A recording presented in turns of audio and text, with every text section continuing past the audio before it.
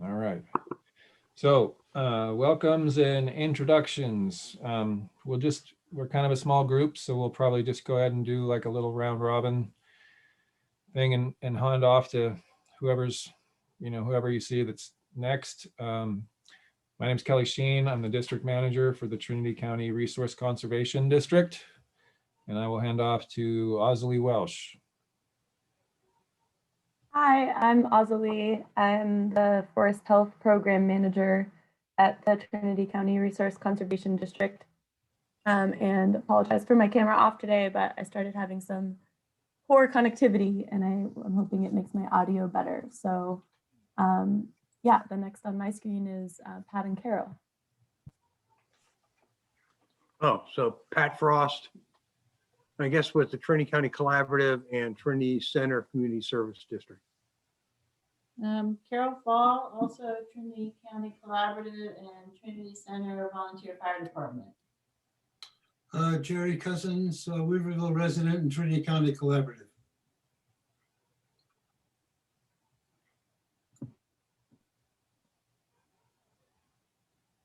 Todd Corbett, Weaverville Fire Department Chief.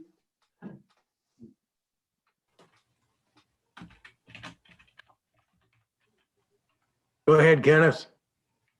Okay, I'll jump in there. Kenneth Baldwin, I'm a consulting forester with my own business, and I also am with DBW and Associates based in Arcata. I am Denise Wesley. I'm the GIS manager with the Trinity County Resource Conservation District.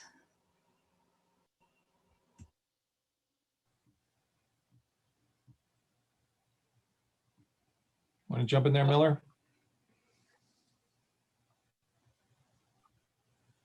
Yeah, thanks, Kelly. Miller Bailey with the Director of Fire Management with the Watershed, also a training specialist and a fire practitioner. This is Tom McCovens. I'm the fire planner and CEQA manager for the Resource Conservation District of Tehama County. Thank you. Last but not least, for Caltrans, Tom March, landscape specialist. Thanks, Tom. Larry Glass, safe alternatives for forest environment and Trinity Collaborative, and August Complex fire survivor.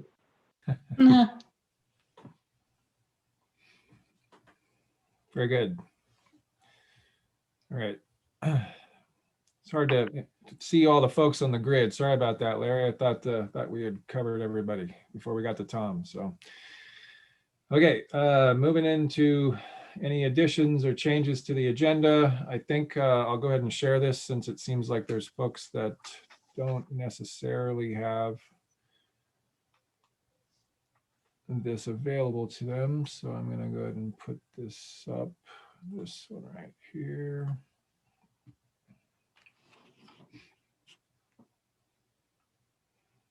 It's a fairly thin budget, or not budget, thin agenda today. So unless anybody has anything specific that they want to talk about, I guess we can just move into grants. Osley, do you want to take that?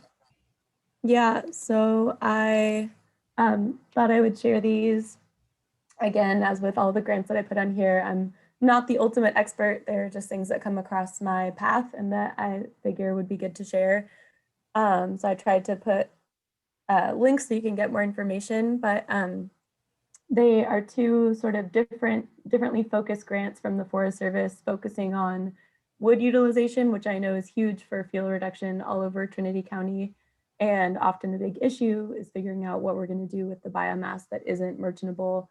So yeah, something that we could discuss as a group, but one of them is the Community Wood and Energy Program. It's actually the second one I have listed here, and that's more focused on funding the capital cost for installing a wood energy system or building a facility.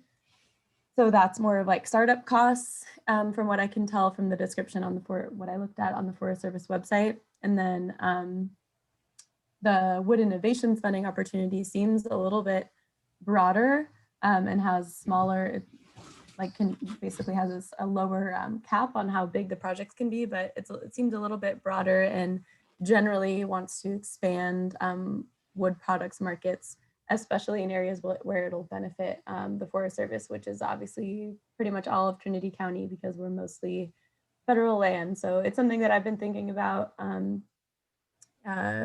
Weaverville, and yeah, I'm curious if other people have thoughts about using biomass utilization basically, and how to increase our capacity for that in Trinity County, because I think it can make a big difference in our ability to treat.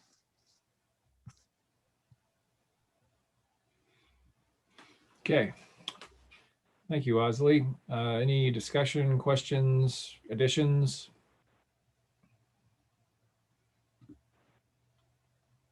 This is Jerry. I just had a question and a point, I guess. Biomass has been looked at for so many years in Trinity County.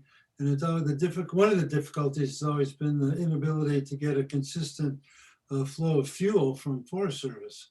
Any prospects of change with the fires? Any thoughts? Anybody know? I haven't heard anything, Jerry, and I don't really see anybody from the forest on today, so. I mean, it's always been kind of a pipe dream that never comes about for so many very pragmatic reasons. I mean, not to say we shouldn't keep looking at it, it's just very difficult. Yeah, the other Yeah, part of one- that is, the other part of that is mobility too, like having to actually transport, Yeah. transport materials from the field to usually some sort of centralized, location to Yep. be able to process. That's I know a big issue not only here but elsewhere in the state that are trying to start up such programs, like in Mendocino County, and I've heard of a few up in the Sierras as well. This is At Pat. So one time, go ahead, Kenneth. At one time, there was national legislation that was passed. I don't remember the name of the bill, but it authorized a $20 a ton subsidy for hauling biomass to a plant. And of course, our closest plant, I believe, is in Anderson. Right. But as far as I know, that never actually got funded, even though it was authorized. And so that has not been helpful at all. To me, one of the real indicators of how difficult it is in Trinity County to utilize the biomass, especially for energy, is the fact that the largest landowner, private landowner, SPI, doesn't even attempt to try to move their biomass off the harvest sites. They just burn it on site. And if I would think if there were at least anything better than a break-even opportunity, they would be doing it. Well, I remember SPI said they were getting $500 a load to take it down to Anderson. It didn't even pay costs. Right. When Roseburg Forest Products owned their land over in Shasta and Siskiyou County, they were actually able to do a lot of biomass harvests, thinning from below and pre-commercial thinning in their plantations. And they generally could either break even or make a little money if they had a biomass plant within about 20, 25 miles. So we don't have anything like that here. And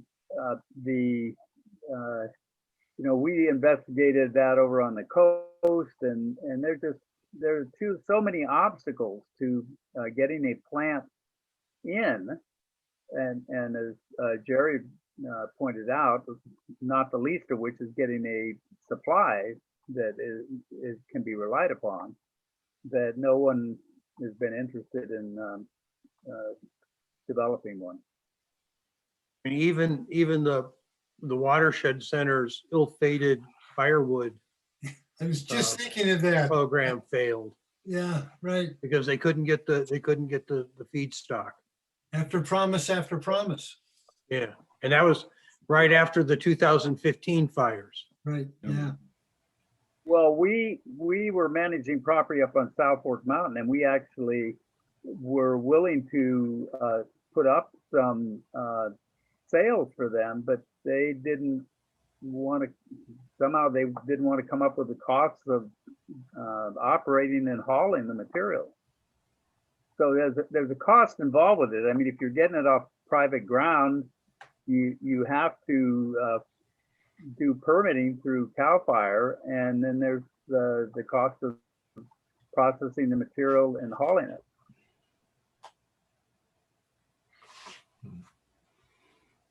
All right, well, we took care of that project. Moving on. Sorry to be negative about it, but Right, you know. you're right. Well, yeah, I think that's my understanding is everything you guys have said is that it's very difficult and not cost effective to haul things to the valley. And I've heard something similar, Kenneth, from many foresters, which is about 30 miles is basically your break even distance, where if you have a facility within 30 miles, you can probably make money or break even on treating biomass. But if you're going further than that, you're going to lose money. And so I think like a new facility is basically just required. We're not going to make money if we're taking it to Wheelabrator in Anderson. And one thing that I didn't realize is that that the mill in Weaverville has cogeneration capacity. It has all the equipment, but they just don't run it.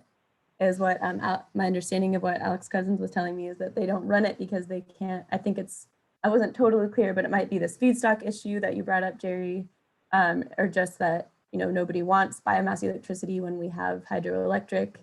But yeah, the fact that we have the facility there and it just doesn't operate makes me think like maybe there's a way with, I don't know, I don't have the answer, but I wanted to just kind of put these out there to see if there was a way with some funding to get that to go, so that we could have something within 30 miles at least of this area. Obviously, it doesn't cover all of Trinity County, but a starting place maybe. There was an attempt made to put together,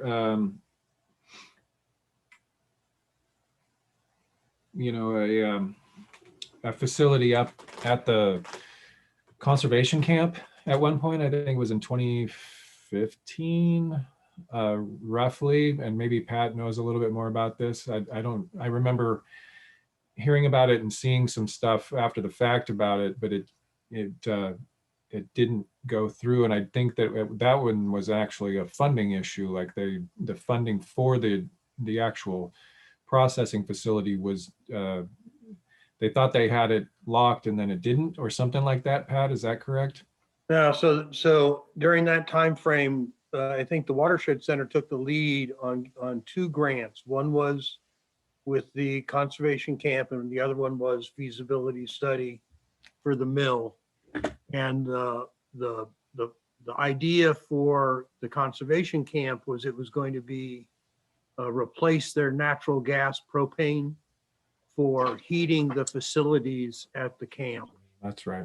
And the problem there was that it's just a complication of how those camps are run.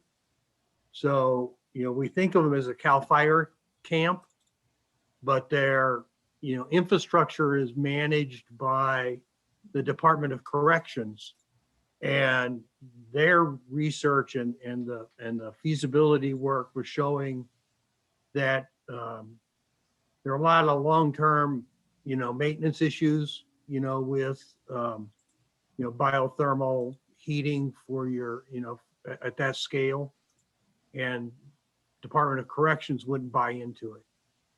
And the mill, I thought, I'm not sure that there actually is the equipment, because I don't know that they did the permitting for the air, to the air board, which is one of the stickler points also with, biomass generation is the CARB's, California Air Resources Board's requirements. But I know that they at least did a feasibility study when Alex was still the RCD manager. And again, it was a combination of feedstock kind of issues. And I think they, as I recall, a meeting we had, they were getting better price for their bark and that sort of thing, which is kind of the primary waste that they have to burn. They were getting a better price for that for landscaping material than they would have gotten if they were using it on their own site for either generating electricity or for kiln drying, because they do green boards now. They don't do it. They don't have they don't do a drying facility. And then my understanding is they just decided not to pursue it. So they've got the plans. I mean, it was a fairly significant, detailed effort. And cheap power is certainly an issue here. I mean, at this point, it's hard to compete with the PUD's electric rates, especially, because they give special rates to large commercial users like the mill. Thanks, Back in the Matt. day, Alex and I went up to Montana to look at some of their biomass plants there, which were basically biothermal to heat schools and the university there. And there were a lot of problems with the feedstock in terms of the dryness and the size and the having it free from debris, dirt and stuff, rocks and things. But they weren't insurmountable, and there were different ways that people were dealing with that. I've always thought that the way to deal with our biomass, since we don't have a biomass plant, is to subsidize it to get it hauled down to the valley. And that seems like, oh, well, that's a cost, but there's a cost in any case to deal with it. Whether you're doing it on site by chipping it or burning it, why not just load it up into a dump truck or whatever, or chip it into a chip truck and then haul it, even though it's a cost.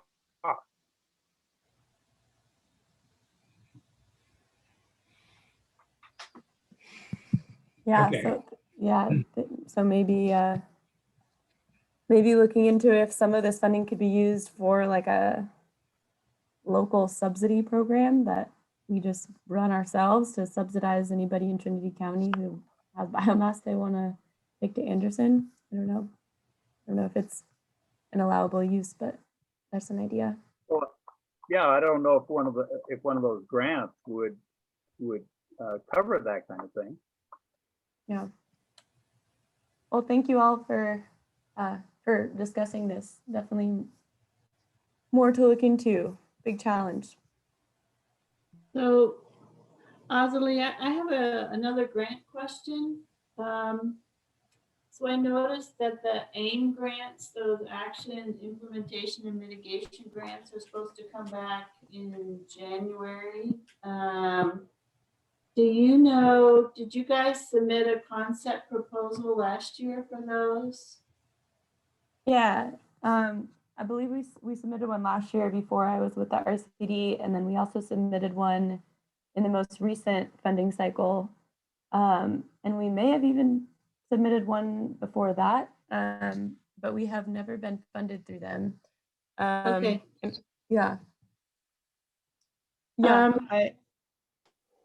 Sorry. Oh, well, I was just thinking, we might be able to partner on some projects on private land. So maybe if you're going to submit a proposal again, we could get together and see if there's some way that we can help, strengthen the proposal in any way. You can send it to me or whatever. Okay. Are you thinking along the lines of just the kind of fuel reduction that we often do, like with California Fire Safe Council funding, just Yeah. Okay. Yeah, I will look more into that and see if it's something that we want to apply to. I know it's a multi-round process, and I think the first round is a pretty simple, from my experience of applying last time, it's a pretty simple, short and sweet concept paper. So we can definitely talk about that if you have project ideas. Thanks, Carol. Okay, thanks. All right. Dogs' turns. My dogs didn't start it this time. Okay. I guess moving on to outreach and news. Is there anything that Osley you would want to start off with?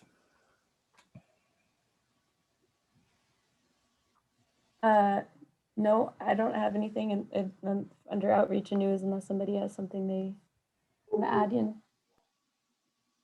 What were we, and this may be just out of curiosity more than anything, because I don't remember hearing a solid idea of how this was going to play out, but I know that we've been talking about the CWPP project ranking and stuff like that.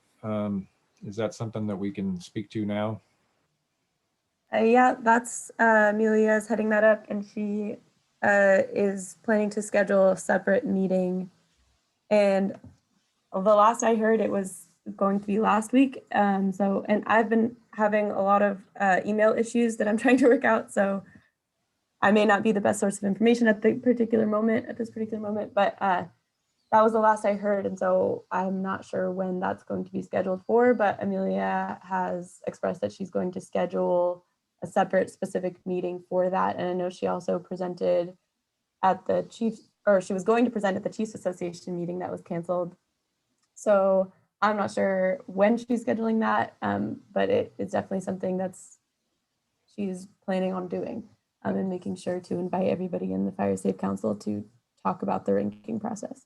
Is that something, Denise, that you know about? Have you talked with Amelia about that?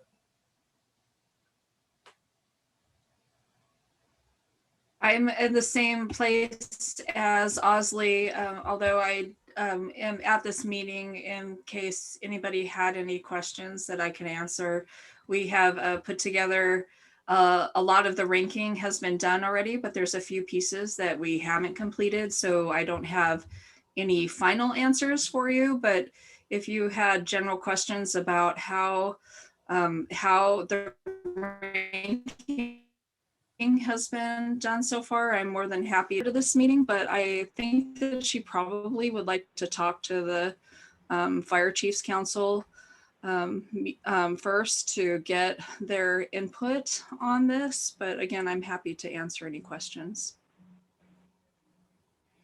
Pat?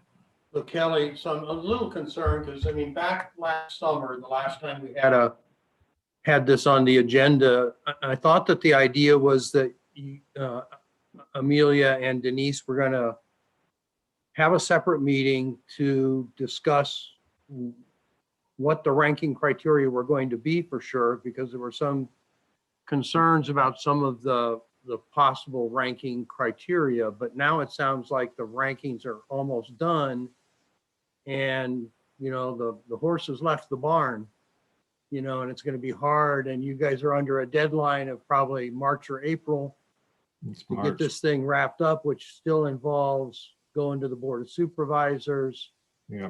you know, and the Chiefs Association and CAL FIRE. So I'm really worried that, you know, there's been this gap in time. Admittedly, the COVID thing hasn't helped, but that we're not going to really have an opportunity to affect or influence the ranking process, much less the rankings that have been done. Yeah, I mean, we were gonna provide input on the criteria, and I don't know where that ever went. So how do we fix that? Yeah, my understanding was that she had intended to, and maybe Todd, you could, I don't know what you know about that, but it seems to me that I think she intended to actually take it to the Chiefs meeting that didn't end up happening this month earlier, which was supposed to have been last Monday. Yeah, right.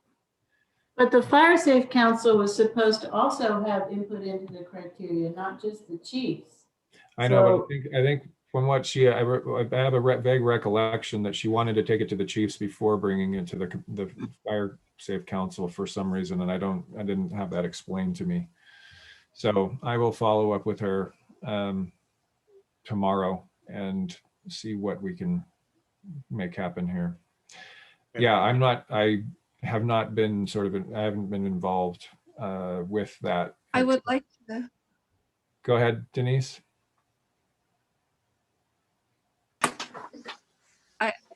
Yeah, I would like to interject that the ranking that I have worked on so far is not intended to be final or without any output or without any input. That was never my understanding, but you know, that from the meetings that I've had with Amelia and Osley, we set up a criteria that we wanted to propose to the group. And I believe that Amelia would like to present that to you. So please don't think that it's a final ranking by any means. We've just put together what we think is the best case scenario that still needs input from the group. Okay. Well, that'll have to happen probably sometime, I guess, at this point in the earlier part of January, because I don't think we can wait till the next Fire Safe Council meeting for sure. So I'll get with Amelia and have her outreach to this group and lay out a plan and probably a timeline, so that, because she's given me a timeline on how all that stuff's going to play out over the next few months, and we got confirmation that there's no possibility of an extension on that agreement for the funding end of things. So so she knows she's sort of under the gun at this point. So I'll make sure to get a hold of her and have her outreach, and we'll set up a plan as to how we're going to move forward. And So what one is thing- the deadline, Kelly? I believe it is like March 15th. So you got to think through, you know, only 2 Board of Supervisor meetings per month to be able to, and I think you got to go to them before you go to CAL FIRE. Yeah, she's aware of that. Okay. Yeah. And She was hoping to get, I think her intent was to have it to the Board of Supervisors by the first meeting in February. So that's a pretty quick turnaround time. Yeah. At this point.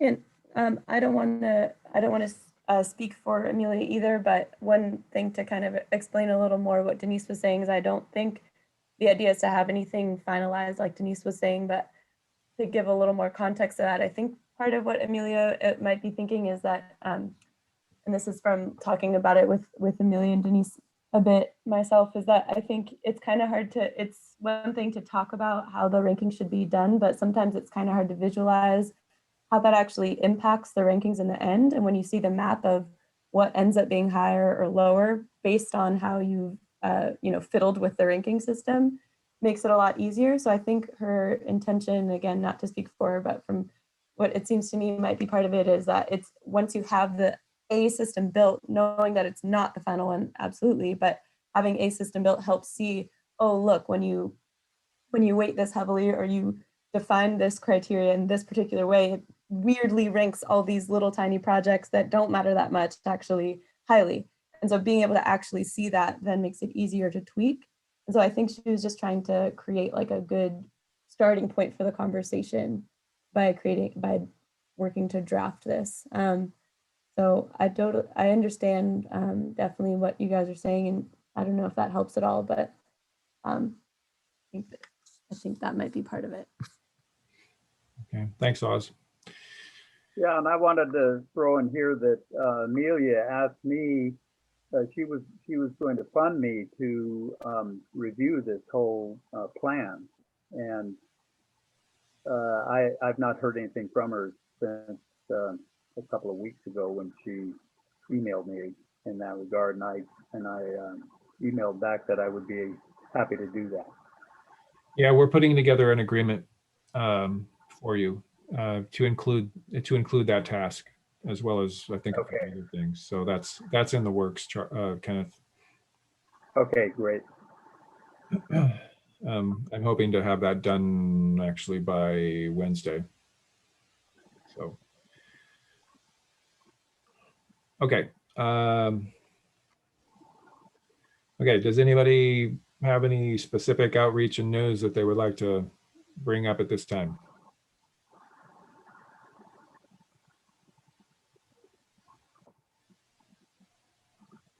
Well, I guess the Humboldt Bay Municipal Water District is doing salvage logging on some of the forest that burned on their property over there by Ruth. So there's some news. I knew that they had lease lots, but I didn't realize that they actually managed those lands. I just thought they were like land holdings for the sake of the water access and whatnot. That's interesting. Well, I've not been the lead on this project to assist them, but what I understand is they have 30,000 acres that at least they have some management interest in, if not ownership.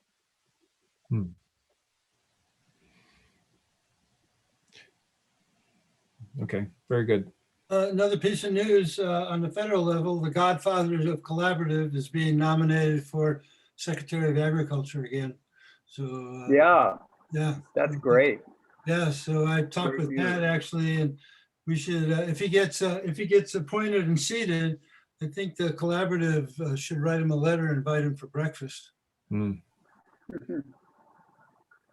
think that's A virtual breakfast or what? Yeah, sure. Whatever we can work out. Yeah, right.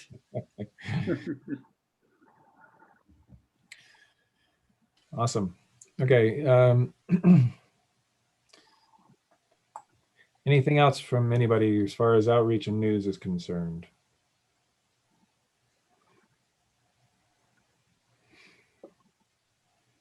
Okay, hearing none. We'll go into project updates. I don't believe we have anybody on BLM, but moving on to the next item. Well, Tom. I could put in something for BLM. I'm hearing saws out on Indian Creek, and so they're doing some work on BLM. Periodically, I'm hearing some saw work, so I don't know exactly. I think they're on that road going up to Panwassie Gulf. All right. Okay, Tom from Cal Fire, or wait, Caltrans, because we don't have anybody on from Cal Fire here either today. So, Well, we don't really have any projects. We have our maintenance that we've been doing. We'll see how that works come spring. Right now, it's all dead tree removal or dropping dead trees for inclement weather. There is the August fire cleanup that's going on with construction. But we are interested in collaborating if there are other projects going on that may benefit coming up to the all the way up to the edge of roadway. So I'll be giving BLM a call and seeing where they're at with that. But yeah, money's tight, like it always has been. I'm still trying to discover funding options, and it's a challenge. We have been able to cooperate or collaborate with Shasta Trinity and McLeod, where they have been able to use their timber operation and come all the way up to the edge of roadway, remove those hazard trees that are going to be a target for errant cars. And we've been meeting them out there and doing the stump grinding, making sure the roadway is safe afterwards. And so it really enhances the effectiveness of the fuel break there. And so, yeah, we're interested in trying to work with that if anything is going on. But beyond that, you know, there's not a whole lot of funding going on. So there's not many projects there aren't any projects that we're spearheading. okay. And just out of the sake of curiosity, so what is the access like right now for 36 as far as, you know, like how free, I know there's controlled traffic and all that kind of stuff. So what's the recent news on that? For traffic control, it's an hour in the morning, an hour in the afternoon. And this was about a month ago from what I heard. I think it's somewhere around 8 in the morning. I'll try to make contact with somebody and get you an updated, an exact how long the project seems to be going on, and what is the traffic control hours. Okay. Is it twice a day? Red-headed black belt has the latest update, and it's back to 5 times a day, and then overnight every hour. It was every hour all day long until today, but they went back to 5 times a day now today. So. Oh, okay. 5 times a day.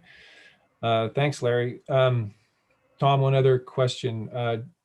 We've heard some specifics about, the hazard tree removal and stuff within the burn footprint. Can you give specifics about like how, deep that goes as far as like the right of way, how wide that clearing is being done, and how is there a process that you're using that defines what a hazard tree is, or do you because there's been some discussion in the collaborative about whether or not there's any sort of discerning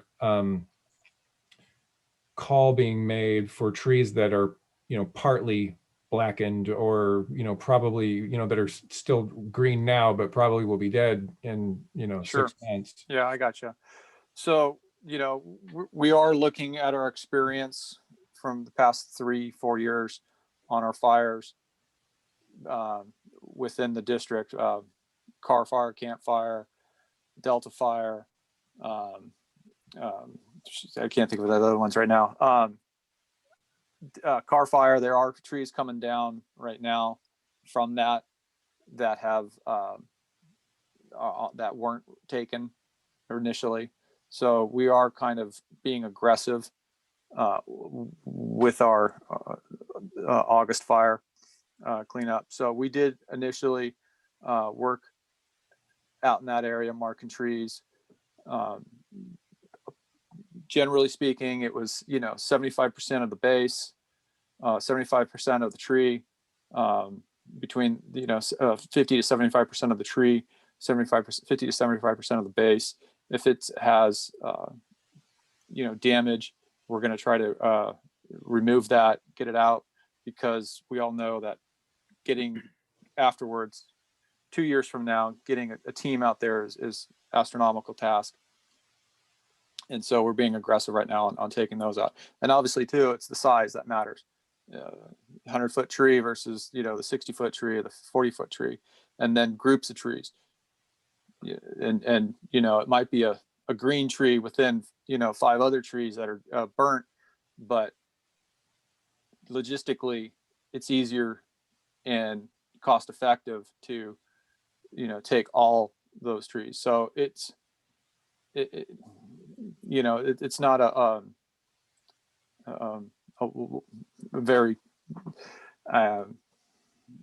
it's difficult to lay it out straightforward, but we are going by what Forest Service has provided with us too on their description of hazard tree removal, what they want to see. So, and all those trees out there are mostly there. So we're working with them on their distinction on what a hazard tree is.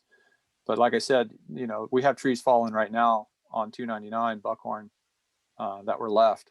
And so we're erring on the side of safety and being aggressive so that, future days, there's not going to be any issues.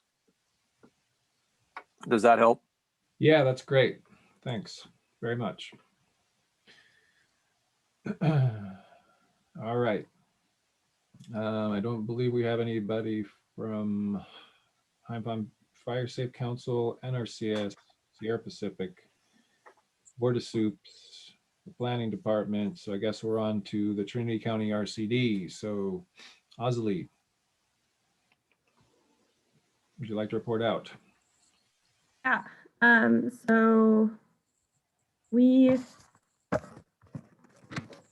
sent our crews home for the season. The last day of the season was last Tuesday, sort of unexpectedly. But that was our last day of the season. So we are done with implementation until next season, which hopefully we will be able to start relatively early. If weather allows, we're hoping to start them in February so that we can catch up to some of the lost time we had this year because of the late start with COVID and a little bit of the early end because of COVID. At the end of their season, since the last time we met, they've been mainly up in Trinity Center area, implementing on Long Canyon, Mountain Air, and Lake Forest Estates, under funding from California Fire Safe Council and also Trinity PUD. So some vegetation clearing along roads, some defensible space, and some around power line infrastructure. So they were working up there for a few weeks. They also were burning some piles on a fee-for-service just outside of Weaverville. That was part of what they were doing in their final days of the season. And other than that, we are just trying to wrap up the loose ends of the season and work out some of our plans and systems to get ready for next season and hopefully have a really efficient season. We have a lot of funding to spend for in the next implementation season. So so yeah, we're looking to probably start with implementation depending on, you know, timing of when we get funding.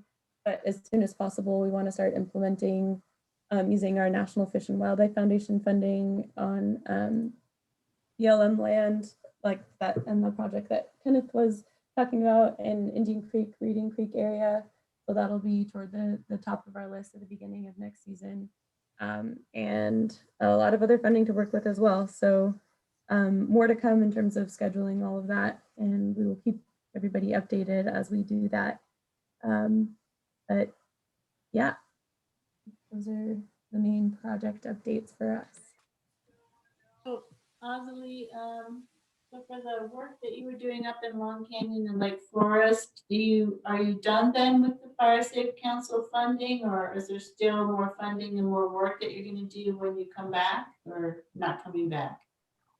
Yeah, we are not done with the funding. It was sort of an unexpected end of the season, so we do have more funding. It's a matter of we just, like I said, still need to schedule the rest of next season and figure out exactly where we're going to go and when and how much time. So I would be good to talk with you about what they have accomplished and what other needs you see with that funding. We do have funding left. There's a little Okay. more, there's a little more PUD funding in there as well. I think they didn't, Osley didn't That's right. Chris say there was like 3 more days or something like that. That's right. Yeah, there's a little bit more PUD funding. Yeah, so we'll see what. Yeah, we just really need to schedule for next season because it is going to be a packed season.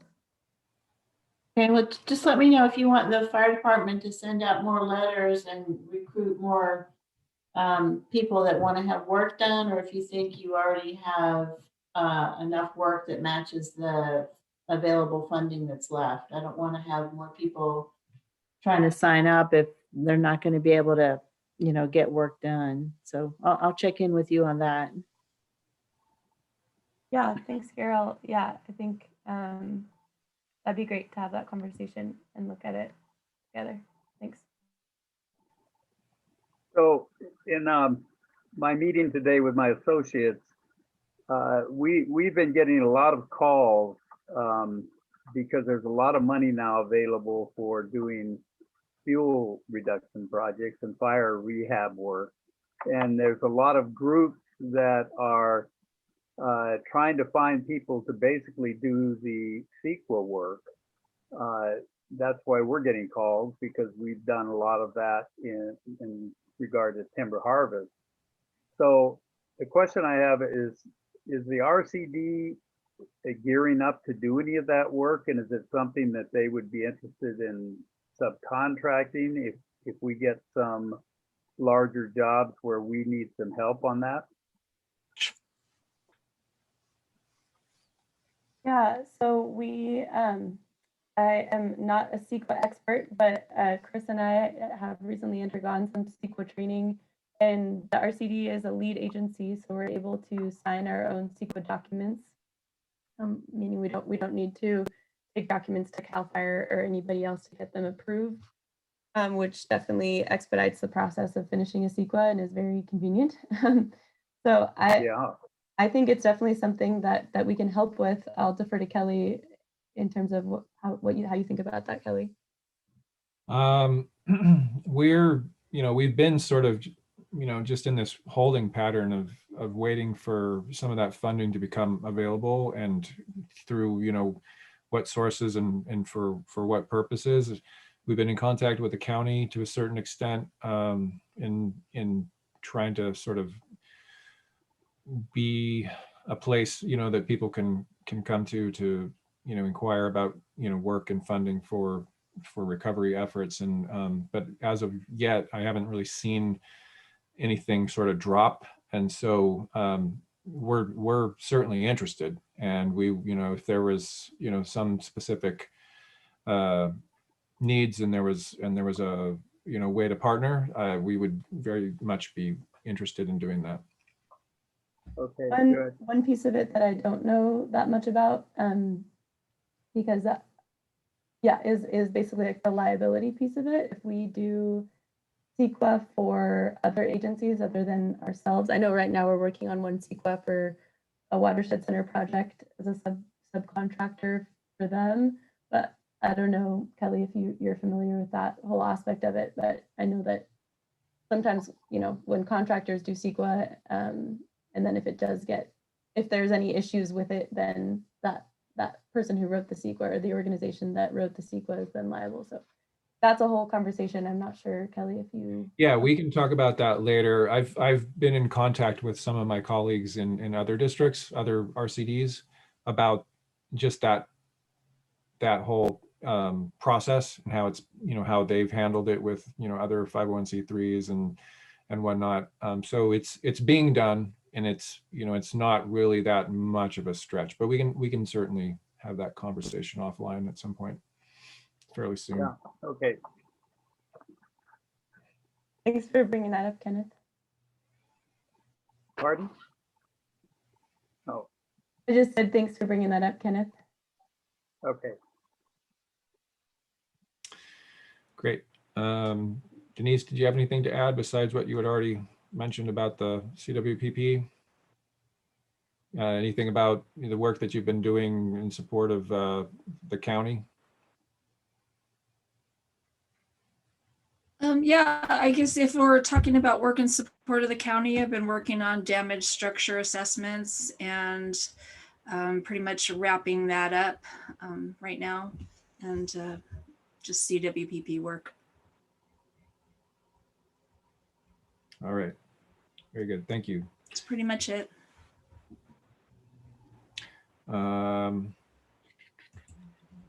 Okay, so moving on, no representation from either of the forests. So Kelly, it might be at least worth mentioning to the group, though, that about the most recent emergency meeting we had with the Forest Service to talk about the rapid vegetation assessment for the August fire, that they're moving fairly quickly to try to develop their strategies for dealing with post-fire rehab. And they met with the 3 forest supervisors on the 7th of December and are working on writing up a draft plan that's supposed to be out fairly soon. So I think the next regular collaborative meeting will focus on that planning for the, that comes out of that rapid assessment. That's probably worth everybody knowing. Yeah, and Chris Losi just called for another somewhat urgent meeting that, to the best of my knowledge from the vague conversations I've had with John Heyman and some of the other emails from like Mark Goldsmith, he's been wanting, Chris Losi, the district ranger for the South Fork Management Unit, is interested, I guess, in sort of getting some feedback about projects that he, I guess, is intending to try to move forward with regard to post-fire recovery, as I believe what the the crux of it is. So that meeting looks like it will probably end up being on this Friday. So we'll have more to report out about that. Hey, Kelly, so if you talk with Chris before that, it'd be really great to have him kind of send out the projects he's thinking about working on. So the collaborative members can look at that. So we have feedback for him on the Friday meeting. Rather Okay, I'll request that from Chris and LeJean and see if we can't Okay. get something out to the larger group then. That'd be good. Thank you, Pat, for bringing that up. Okay, Miller Bailey, what's going on with the Watershed Center? Good question. I'll stick to the fire side of the world. Kelly, how you got me? Loud and clear? I can hear you. Great, thanks. Some challenges. CAL FIRE still thinks it's fire season. So that's costing me time and energy and funding to walk pile burning. Doing lots of pile burning over the last 6 to 8 weeks. So anyways, that's been a little bit of a challenge. Success we had this year, we, in spite of COVID and with lots of attention to it, we have hosted 3 training exchanges, prescribed fire training exchanges. We've hosted several S courses across the North State. We jump started the Butte and Plumas County Underburn Cooperative by hosting a TREX. We had to redesign the TREX program with COVID in mind this year. COVID really turns into a logistics problem. So then you have to start really thinking about how you're going to handle your logistics. We took that one on, fought through millions of burned acres, kept our partners in play the whole time, and then hosted several training exchanges, what looked like weekends, to help with logistics. So we brought 50 participants together for 5 different weekends. We had field training, fire training. We hosted several S courses during that time. And then over the past month, we've hit several burn windows and we've been actively burning. We did the same thing in the Klamath River Basin. So that's been really effective as well.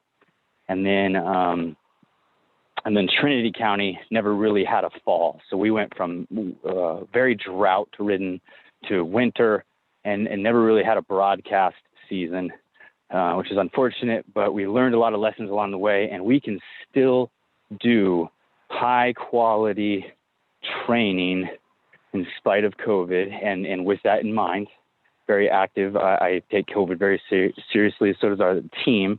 So that doesn't, waver at all expectations and culture. But that's been one of our biggest successes this year, is the challenge that's made us look at things differently. And we've turned around some really big successes as far as prescribed fire on the landscape in Northern California. So we're really excited about that.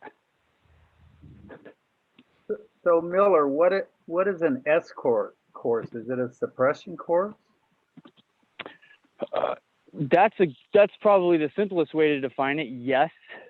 When we're on private lands, we don't need to be qualified, and I don't even advocate for it, except a lot of our folks who are doing burning, some of our prescribed fire leaders are also supporting our federal partners. And so our federal partners do require these classes, and the classes are good, but the classes are what they are, and you're required to have them as firefighters. And so we've been able to bring together several medium-sized trainings very safely and start to get folks all of these classes that allow them to participate both in federal legally burns, and then just have the knowledge and experience to help on private land as well. So yes. So do they get their red cards by taking these courses? Yes. You have to have a hosting agency to host your red card, and there are a couple of those. But these are the classes you need to acquire that red card, yes. Uh-huh. Great.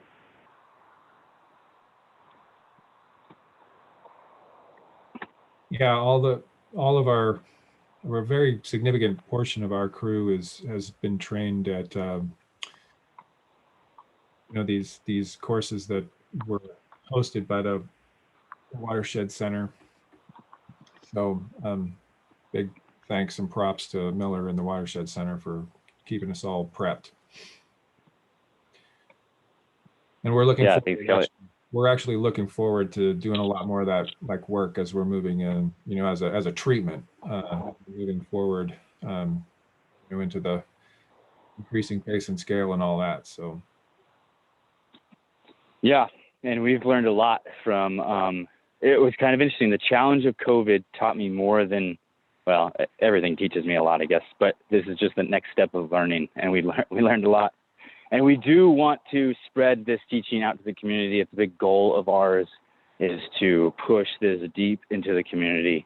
And, I would love to see 20 Weaverville residents on burns that are being led by a couple key partners that help put the paperwork and the equipment together.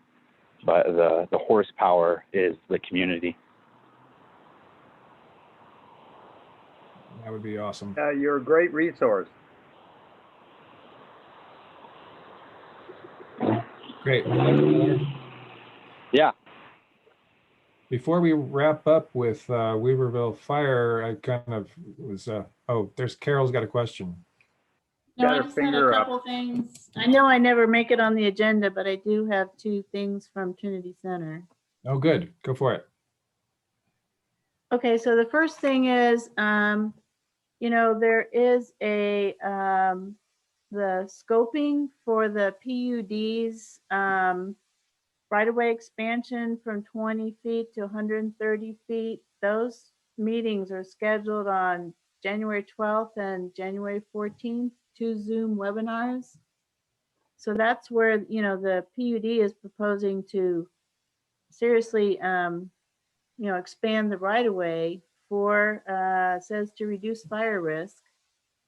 Then comments are due by January 29th. So I was just wondering if the Fire Safe Council wouldn't want to have the PUD, or this is run by the Western Area Power Administration. They're collecting comments. If they wouldn't want to invite the PUD to make a presentation to the Fire Safe Council or something about what they're doing, because it seems like this is really tied in exactly with what we do. Or send us the documents or something. Post the documents on the Fire Safe Council website, whatever you guys think, but seems like we should review it and provide comments. Yeah, Everybody got one of those in the mail? Right? I think I have seen that. Okay, because it's 216 miles of right-of-way for the PUD in Trinity County and 17 miles for WAPA. Going to be potentially fuel breaks or fire hazards, who knows? So Carol, I haven't seen that notification. Did they say they've completed the NEPA? They This have is- draft EIR and draft EIS. Draft ones, huh? For both public, it's both NEPA and CEQA, because they came and did, their biologists and archaeologists were tromping all over our property, which is private, property that the right-of-way runs through. So, anyway, I just think Fire Safe Council should be interacting with them on what we want to see in terms of a 130-foot fire break for 216 miles. I agree. I think they should be invited. Yeah, does that have contact information on there that you would want to send to me, and I can reach out and see Yep. if they want to speak to us? I will send it to you. Great, thank you. And then just, do you happen to know if those environmental documents include maintenance in them? That's one of my questions I'm going to ask them is, so, they don't explain whether they envision it as a shaded fuel break or a clear cut, and either way, how are they going to maintain it? I have all those questions to ask at the scoping comment meetings. Well, I So- suspect they're gonna want to clear cut it so that they don't get any trees falling onto their line. Mhm. But I Right, don't know that for sure. exactly. They say it's to reduce fire risk, but I think a big secondary incentive is snow load, because our power was out yesterday for 6 hours. 6 hours because of the snow, the whole North County. So I'm thinking they want to get the trees gone for that reason too. But I don't know that a clear cut, how you maintain that and keep it and not a brush field that's a fire risk. My understanding is Well, it's a clear cut.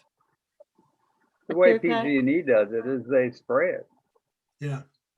Oh, well, Trinity might want to provide some input on that. Yeah, I'm sure. Okay, so anyway, I just wanted to bring that to everybody's attention, the whole PUD stuff. And then I know I sound like a broken record, but I did want to give people an update on the trying to get the intersection of Guy Covington Drive and Highway 3 fuel loads reduced. So we had a fire last month at a structure that was adjacent to that intersection, and the fire happened the day after we had that first inch of rain. And if we hadn't had that rain, the fire was up in the trees. CAL FIRE responded, we responded, Weaverville came. But if we hadn't had that rain, that would have burned that whole intersection. And again, there would have been no egress, ingress. So I really started pursuing this again. So according to the county assessor, that does belong to the Forest Service. We've asked the Forest Service to include it in the Bowerman Ridge project that I think the Watershed Center is providing the third-party NEPA on. We've asked them if they could break that out as a separate little project, because the whole huge Bowerman Ridge project is gonna take a long time to get all that documentation together. So Laura Graham and Tim Ritchie are looking at that, whether or not they can just break out that little piece so that we can at least get some fuel reduction at that intersection before the next fire season. And I'm also working with Sierra Pacific, who own the next chunk of property down, and they are looking at doing some work there and may be approaching the RCD to help them with the CEQA stuff. So anyway, just want to give you guys an update that was kind of scary. We've envisioned that was going to be a problem, and it was almost not good. Wow. Well, thanks for the heads up and the update, Carol. Appreciate that. And thanks. I see Todd still here. Thanks, Todd, for sending your water tender. You're welcome. Anytime. And Cameron was awesome. Yeah. Kelly? Yes, Larry, you said you had an item. Yeah, at the collaborative, it keeps getting brought up, the old Roger Yeagle concept of having local people that get involved when there's a major fire outbreak, and we have these big incident crews come in from out of the area to be able to have some sort of local input. And I would add to that some local say. Maybe if there'd been somebody local that had been on the ground there in Forest Glen, they could have talked them out of lighting the backfire in the middle of the red flag warning and taken out half the countryside. So it just seems like maybe that's a role for Fire Safe Council to maybe find those individuals and develop the relationship with the Forest Service, the big Forest Service. So when they send these incident crews in, I mean, I was fortunate enough to be able to talk to the Alaskan crew, but none of the other ones. So, and they shift them out every couple of days. Something to think about. Larry, this is Pat. I'll take on, I believe there actually was like a board of supervisors action that created these local Fire area Chiefs Council. advisors with the Fire Chiefs Association. So maybe Todd and I can kind of work that backwards and figure out what that was and get some traction with the board to help us get that reinstituted. That'd be great. Maybe even take it a little further. Yeah. Well, a landowner that I'm writing a forest management plan for over near Xenia, who has a house pretty close to the Kenton Pond store, said that there were periods of time when there was nobody over there and the Forest Service was pretty much absent.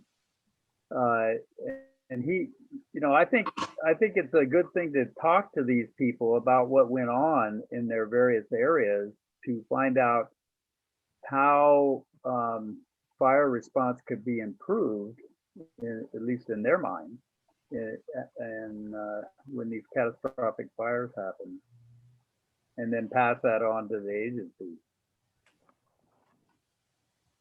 And if wasn't that CAL FIRE jurisdiction during the fire? Yeah, there's a lot of private there, but also he said that Forest Service came out and did a back burn through his place and burned through his whole property. And there were a few spots, he said, where it was severe fire. It got up into the crowns and killed the conifers. But he said most of it was because it was done at night. Most of it did not appear to do excessive damage on his property. Very good. I'm pretty sure that whole area is under CAL FIRE's jurisdiction, even the Forest Service ground, because I know that Kristen Lark was complaining that CAL FIRE had gone in there and bulldozed our Acre Woods project down before the fire even got there. So Well, maybe it was CAL FIRE. Maybe I'm misremembering. It was CAL FIRE because he did talk about the crews from Alaska that he thought were pretty good.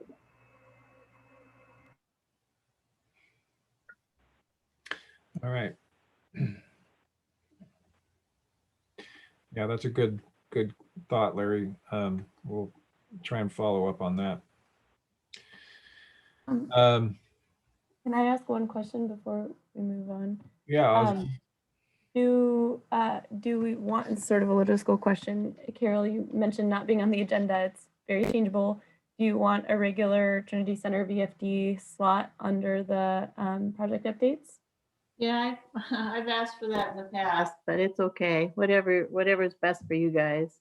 Oh yeah, it's no problem. Sorry if you've asked me. I don't Speaking of which, I think we were also going to add the Glen Tehama Fire Safe Council Right. so that Tom has a slot.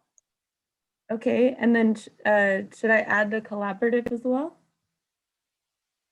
Sure, though we only meet every other month. Okay. But yeah, having it there is a good reminder. Okay, thanks. And Osley, in the past, we had suggested that we send a letter to the PUD inviting them to participate in the Fire Safe Council. I mean, I think it's actually in their, what do you call it, their fire plan? Their wildfire plan. Their wildfire plan. So maybe the RCD could write a letter to Paul Hooser and say, could they send a representative to the PUD? Because if they are going to be doing this huge project, that's going to be, a couple 100 miles of fire break on their lines, I think we'd want to coordinate projects with them and stuff like that. Yeah, I think we can definitely do that. hey, Pat or Kelly, can you send out the link to the EIS/EIR on that project? We'll email it to Osley to send out to everybody. Got it. Great. And yeah, to that end, I was actually going to ask Tom Tom McCubbins if he wanted to report out things happening just over the line there.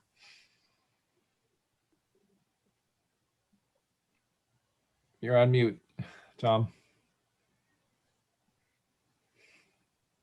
Sorry about that.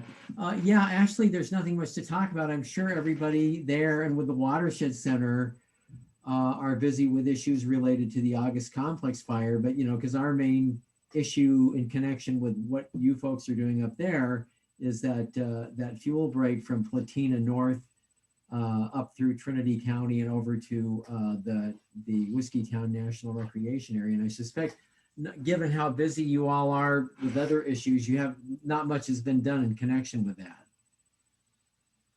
Yeah, that's pretty accurate. Sorry, Tom. No, I can imagine. Gosh, you've got your hands full. We're although on the west side we are doing, you know, we had one of those climate investment projects up out of Pasquena on the west side, which the fire completely burned over. So now we're working with CAL FIRE to figure out, well, what, you know, we were about halfway through and that was a multi-million-dollar project. So we're trying to figure out what they would like to see.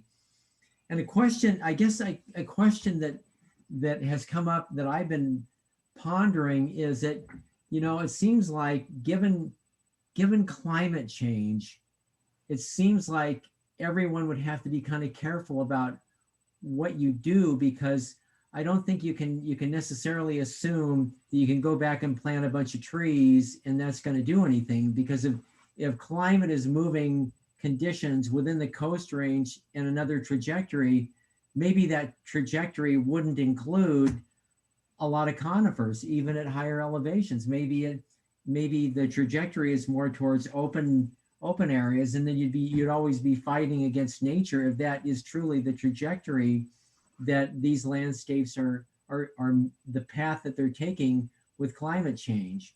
And it was a really you know, we're involved with the Firescape Mendocino effort in Tehama, Glen, Colusa, Lake, Mendocino counties. And that was the hugest of huge questions that came up is what do you plan for given climate change? Because you can't really plan for things to be the same as they are now if we're moving into drier conditions. So what will those landscapes support given these drier conditions that we seem to be moving towards? That's a huge question, and everybody kind of shrugs and says, I don't know. It's a tough one. Well, Yeah. I know. Okay. My opinion is based on what I'm seeing on the forest lands in eastern Trinity County and what I know about the Sierra foothills is that we obviously had a lot of forests that were overstocked with conifers. The bark beetles are thinning those out drastically, and the hardwoods seem to not be, at least in our areas, seem to not be susceptible to drought in the way that the conifers are. So I'm recommending, and I'm doing this on my own property, is primarily restocking with hardwoods of various species of oaks. I've got 5 different species on my property, and if there's any conifer planting, to do it at a much wider spacing than has been done in the past. Interesting. So that's my opinion about what's needed. Interesting, because I had been thinking, you know, maybe the coast range up here will begin to look something like the South Coast range on the Los Padres forest, with those big open brush stands and conifers.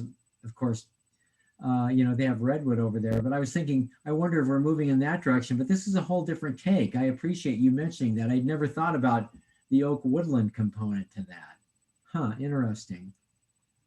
So anyway, Well, I've read a number of papers on this, and they basically posit that what is going to happen is that the hardwood forests are going to be moving upslope and further north, and the conifers the same, and you're going to get brush fields moving upslope and further north, and grasslands as well. So I think the oak woodland savannas, like you see down in San Diego County and Riverside County, I think are going to become more common up here, just because of natural forces. Huh, interesting. Interesting. Tom, one person that I recently heard speak at a conference was Wolfie Rugel. I'm not sure if you know her from the Butte County RCD. Yes. And she would be, so obviously Butte County is 100% going through this and trying to figure out how to revegetate after the campfire. And she's been working with a professor, or sorry, not a professor, but a researcher at UC Davis who has is studying basically how to replant with given a changing climate. And his name is Jim. I forget his last name, but Wolfie will know if you reach out to her. And they have basically, that researcher, Jim, has produced this tool. One of his postdocs has worked on it and produced this tool where you can go, it's a website that I'm unfortunately working from home right now, so I don't have the link at hand. I have it bookmarked on my desktop. But anyway, that tool, and Wolfie can send it to you, I'm sure. It basically will show you, you can enter in your location, and it will show you what sort of seeds to look for to replant in your area based on different climate prediction models. So you can select different models and see, do you want to assume that it's going to heat this much or rain less or rain more in your area? And then based on those different assumptions, it'll tell you, well, you should probably look for seed that's from 500 feet lower in elevation or 1,000 feet lower in elevation, or you should look for this species. So those are people who've definitely thought about it a lot and a good resource. And I've been wondering about this too with the August complex and the fires we've had here. I'm not sure the full suite of things people are thinking about in terms of revegetating given climate change. But yeah, that could be another person I could reach out to Wolfie and see if there's interest within this group, if maybe she would want to talk with us, if other people are interested in that. Drop me a line or let me know, and I could see if maybe she'd want to come talk to us. Well, thanks for that. Sure. And I'll connect with her and see if she could send me that link. I think I read about something just in the DWR water news the past couple of days, and it might be the same thing, but I'll check with Wolfie to see if she could send me that link, and also if she could connect me with this person at UC Davis. Yeah, and one of the advantages of hardwoods is that when you get a fire going through, if you've got seedlings and sapling hardwoods and even larger hardwoods, if the top gets killed, they'll resprout. And so you don't have to be so concerned about losing the tree component of the vegetation. Whereas if you've got conifers, especially younger conifers, you're going to kill them all. And then you've got to start over. You don't already have the rootstock that survives and produces a new tree. But wouldn't you have the management issue after a fire of, I know what you're saying, but you would get these clumps of little seedlings that you then have to deal with in order to get one good tree. Yeah, the root sprouting, the stump sprouting, but you'd have to do something if you didn't want to just end up with a clump. Usually you have a few dominant sprouts, and you thin out the rest of the sprouts and leave the 1 to 3 dominants, and then that will be your next tree. But you already have trees there. You don't have to like plant them and then try to get them to survive. They're already going to survive because they've got the rootstock hasn't been killed. Yeah, great point. Great point.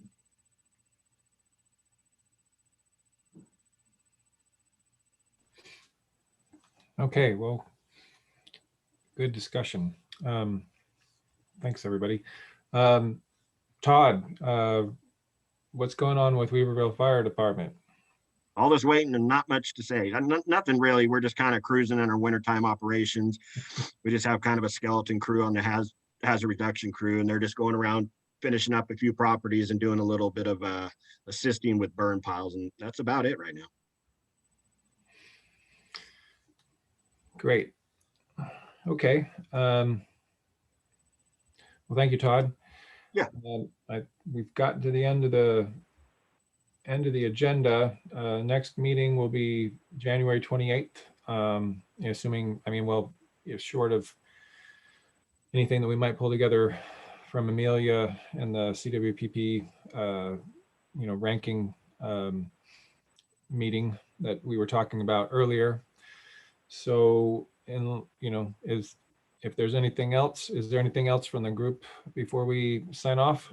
Yeah, this is Tom. I just wanted to ask Ken, I'll send you an email, and if you could provide me with the references of those papers that you mentioned, that would be really helpful. I'll send it to you because I'm not sure if you have my email address, but if you could give me the name or send me copies or something, that would be really helpful. Okay, well, I'll have to dig around because it's been a few years, but these were, as I recall, these were Forest Service publications where they posited different scenarios for what was going to happen with vegetation. So I'll see if I can find them, and I will definitely send you the link or the how to get the document. Okay, great. Thank you very much. And you have my email?